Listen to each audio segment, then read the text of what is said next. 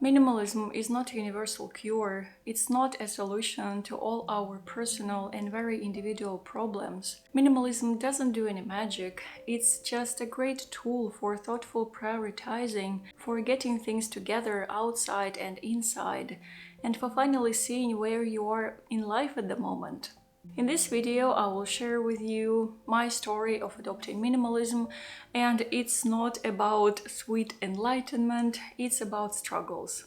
So I will talk about 3 struggles of mine that taught me to feel contentment and fulfillment with less stuff. And please remember that this is only my story and yours is beautifully different. And I hope that you will find some food for thought or inspiration here. So let's move on to the first struggle that directed me to the path of minimalism.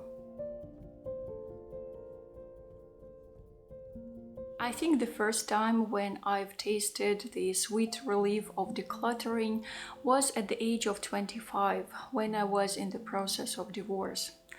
Yes, I was married before at a very young age, and that breakup felt catastrophic for me. I won't go into much detail because it's very personal. I just clearly remember how I threw away or sold everything that was anyhow related to my old life. I wasn't thinking much about my decisions. I just felt that urge to clear the space, to free myself, and it felt amazing. I repeated the process in my early 30s after another challenging breakup, and I'm so glad I did it. Back then, I haven't heard anything about minimalism or decluttering. I just followed my gut and did what felt right.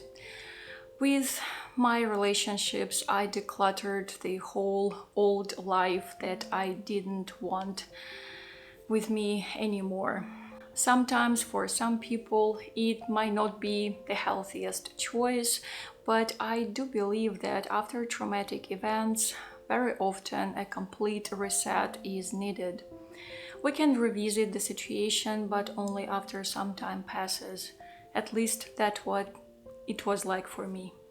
Decluttering did take a lot of courage and even mercilessness from me, and it triggered my continuing journey with as less physical and mental luggage as possible.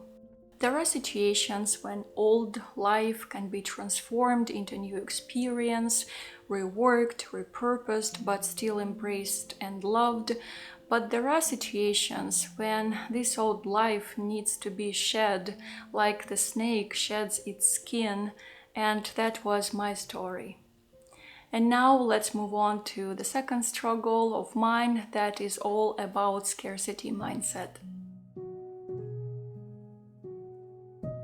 I grew up in a very low-income family in the times of late and post-Soviet reality, and this fact shaped my shopping behavior a lot. At some point of my life, I began to notice that I'm having anxiety wearing my good clothes because I had a fear that those clothes will be worn out and I wouldn't be able to replace them.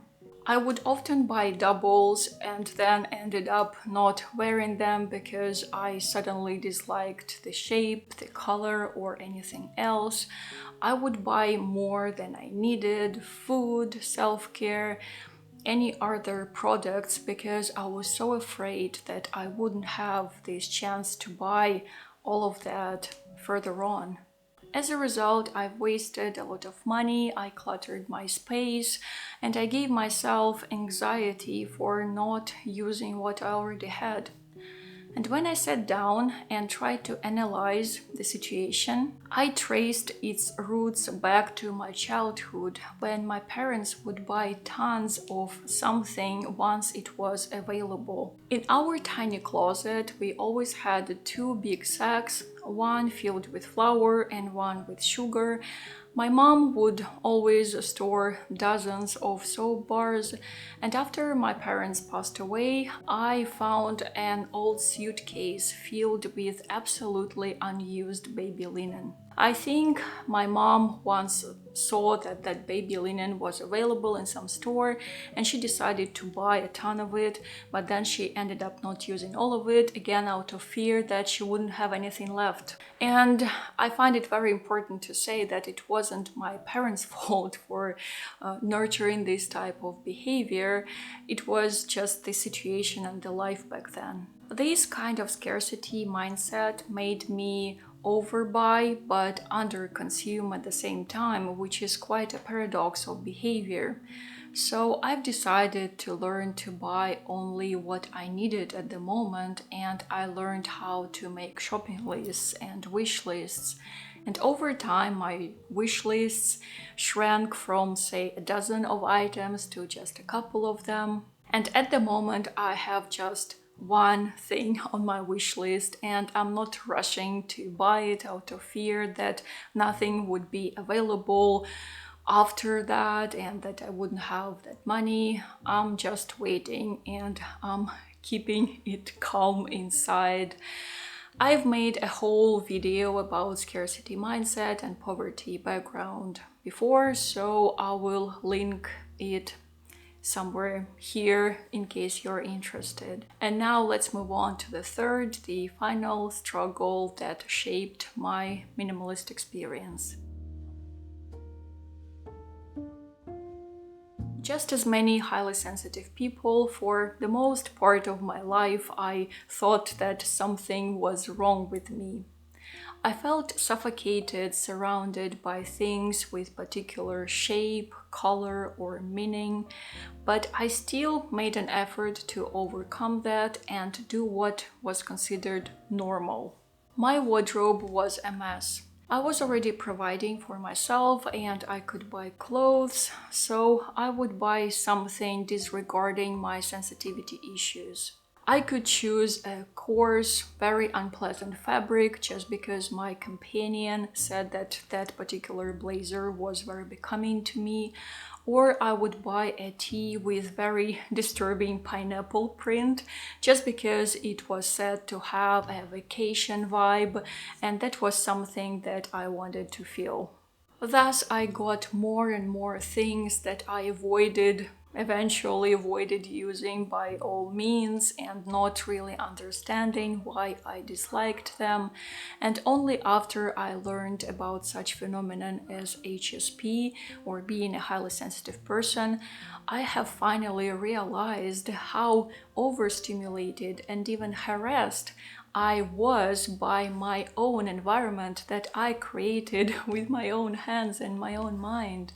So I began to change that. I was doing that very slowly, observing the effects that minimalist habits had on my lifestyle and adopting minimalism only in those aspects that felt good, that brought me real relief, not an illusional one. And of course, first of all, it was my wardrobe and my living space. Now I have a small wardrobe with comfortable, looser items, softer rather than stiff, and longer rather than short. And as for my living space, I don't need any excessive furniture. We sleep on some futon-like bedding, and we use string lights rather than overhead lamps. And I also have my only comforting blanket, and also I enjoy having quite a lot of handmade decor because this is me. Exploration of minimalism and high sensitivity helped me get my authentic senses back and actually owning them instead of constantly being overwhelmed by them. Of course, these three struggles were not the only ones that triggered my minimalist journey. Actually, it was Brian who introduced this very term of minimalism to me, and since then he has been my big inspiration and supportive partner on this path. Feel free to share in the comments your thoughts and your stories. What's your approach to prioritizing what truly matters and how you arrived to where you are at the moment? Thank you so much for watching and being here, dear friends. I appreciate your time and attention a lot. And big thanks to everyone who supports me on Patreon and other tipping platforms, because it's you who make this channel possible. And for now, be safe and keep your heart open, and I hope to see you soon. Пока-пока.